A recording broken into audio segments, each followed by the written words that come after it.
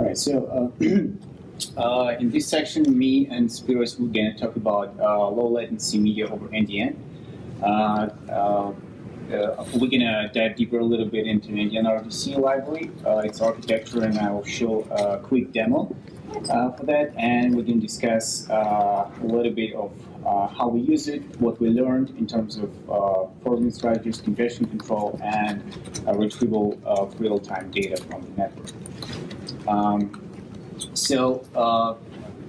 Back to AR application, the core of the app is to offload a real-time video captured from the phone camera to the edge node. And since all the communication happens over NDN, we need to transfer stream from the phone to the edge node in real time. And for that, we use the library we've been developing for like four and a half years already. It's called NDN RTC. This is a C++ library, open source, you can find on a GitHub. And before going into details of the architecture of this library, I want to give you a short demonstration of this library, and you can follow along if you want to. These are the prerequisites and the requirements, what you need to follow along. So let me jump to terminal windows. So what we're going to do is we're going to capture video from the camera on a laptop and start publishing it over NDN, and then we're going to fetch it on the same machine, so it's going to be local communication, but over NDN. So when you want to publish data on NDN, according to NDN thinking, you need to, first of all, you need to think of two things.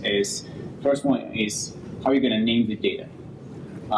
So for the purpose of the demo, we can choose the name quite arbitrarily. The second thing that we need to think of is how we're going to sign the data. And to sign the data, we need to obtain a certificate. And there are a few ways you can obtain a certificate. One of them, you can request it from the certificate authority. And we have one on a website called NDN Cert. Or you can simply generate a certificate using self-signed key. And this is what we're going to do now. So we're going to use NDN Sec tool that comes with NDN platform and generate a key with the name that we choose. Let it be Hello NDN. And then we're going to install this certificate in a system's keychain so it's available for NDN application to use.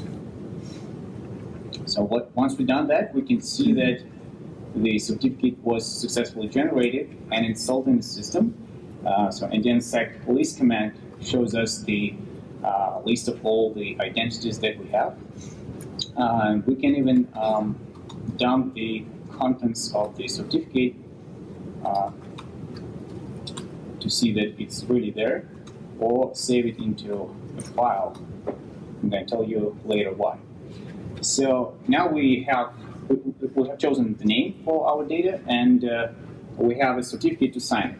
So to publish it, there is a little tool that we created for the for this demo called NDN RTC Stream that allows you to capture video from the camera and publish it over NDN. And it uses NDN RTC library underneath. So we do NDN RTC Stream, publish, and we provide the name that we just we've chosen, and we hit enter. So the application will ask permission to use the certificate that we just created to sign the data. So we allow it. And here we go. We have a video publishing with some statistics on the side of what's going on. And in the output, we see the full prefix for the video stream that we can use to fetch it now. So now to the second part, we want to fetch this video. And again, to fetch data from NDN, we need to know the name of it, and second, we need to know how should we verify data that it is trusted or not. And for that, we use the same command, again, RTC stream, but we say fetch, provide the name of the stream, and specify a trust anchor. A trust anchor is a certificate that we trust. Basically, in our case, it will be the certificate which is generated and stored into a file. And what it means for the app is that when it gets data and it checks the signature on every data packet, if the signature matches to the trust anchor, we trust this data. And this data will be verified and displayed on the screen. So there you go. Now we have a video stream published over NDN and fetched. And we can see some additional statistics like the rate of interests and data and the bit rates and also the number of frames that are verified or not verified. Now back to presentation. So you can download this library and app using Homebrew if you have macOS, or you can build this library and from source code if you don't have macOS, you have Ubuntu or Android. Okay, so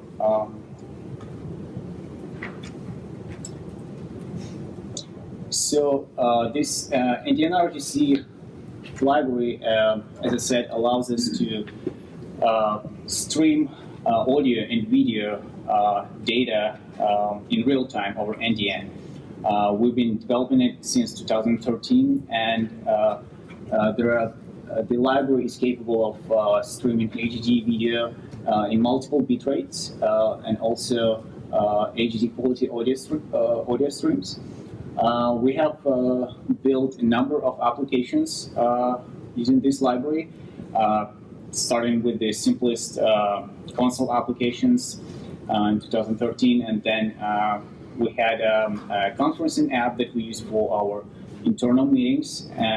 The main goal for us was to start building real apps that run on an NDN testbed as soon as possible, so that we can understand the specifics of the specifics and challenges of low latency streaming. And the same library is used in AR browser today.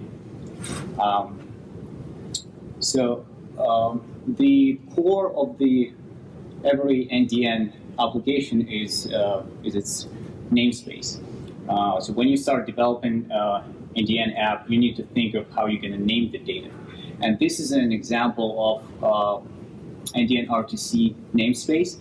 Even though we used in a command line in the demo, we used just simple hello NDN. The real namespace is a little bit more complicated underneath. It has different layers that allows us to specify what kind of data and how it should be used. For example, we under the root level, we have name components that specify type of data, the name of the stream, since publisher may have multiple cameras connected. We have name components to specify different bitrate qualities of the same video stream. And finally, there are a level that allows us to number frames, actual frames of the video sequentially. And these frames are being segmented into NDN packets that are actual data packets being transferred over the network. So you can see that even though we specify just hello NDN, the real name for the data packet would have 9 to 10 more additional components. The second step that we did was we obtained a certificate to sign the data. And the process of signing actual data packets also has multiple layers. In the approach that we follow now is that we have a top-level signing identity that is stored in a keychain, but then used to generate application identity and finally application instance identity, which might be short-lived, for example, for 1 hour or a few days. And then finally, this identity is being used by NDN RTC to sign the packets. So more information on schematized trust will be this afternoon after lunch break.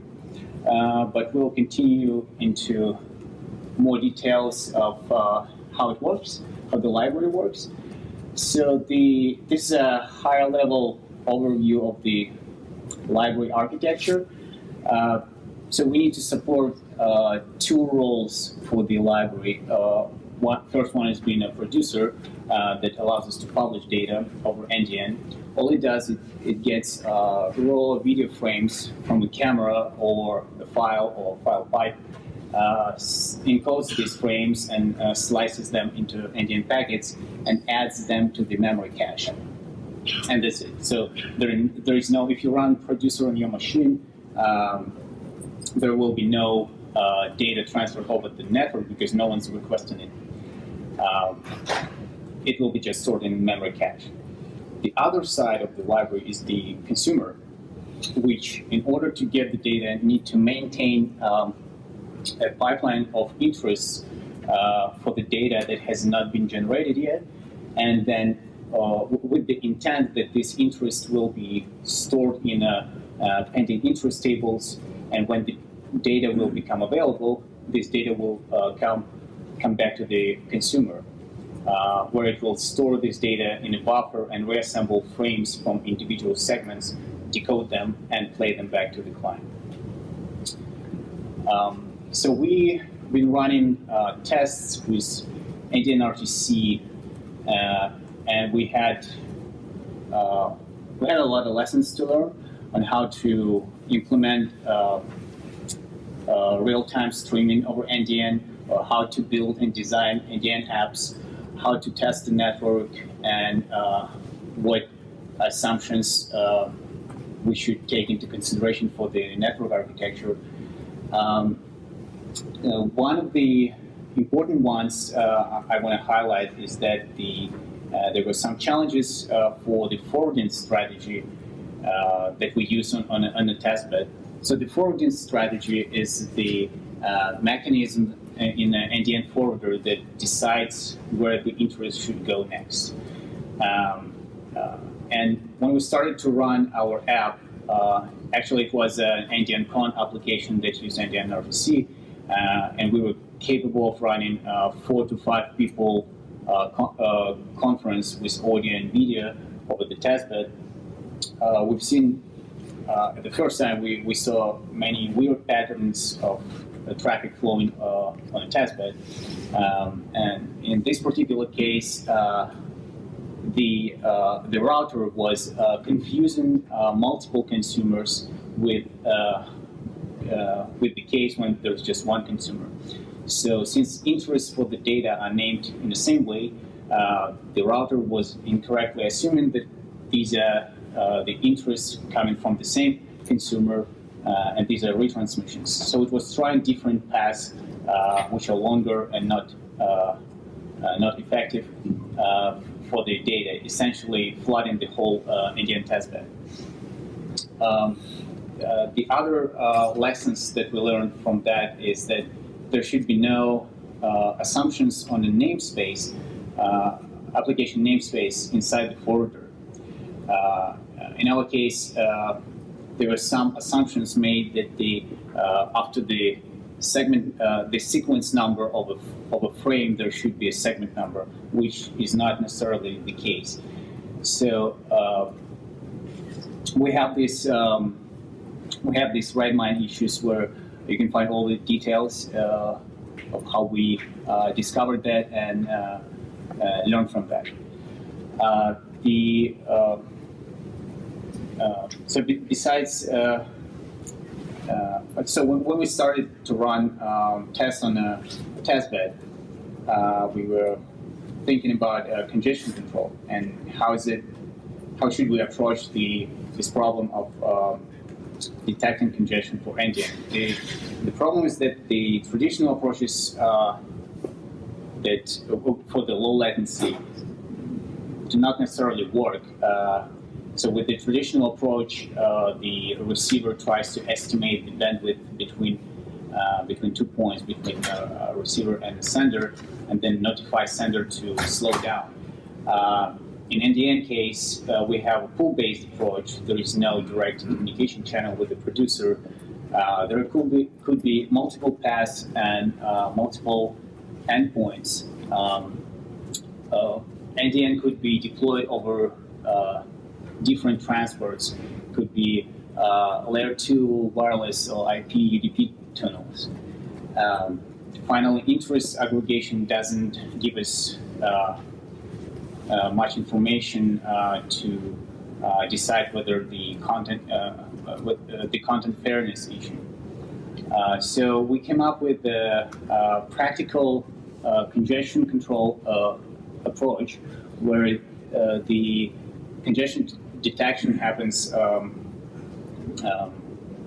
on hub-by-hub basis, and then the router is responsible of notifying consumer about the congestion, so the consumer can slow down the interest rate or adapt to the situation. And this approach works right now, currently deployed on the network, and does not require any prior knowledge about link capacities or data chunk sizes, and there are no assumptions of the topology or where the data comes from. It can come from the producer or it can come from the cache. And caches on a network introduce us the other pain point is how do you get the latest data from the network in the presence of caches? So for that we have designed a real-time data retrieval protocol, which I think Spiro is going to talk about next. So right now NDN RDC has a version number 3, which has implemented this protocol, but before that there were other versions, successful and not so much, but I'll let Spiro talk more about it.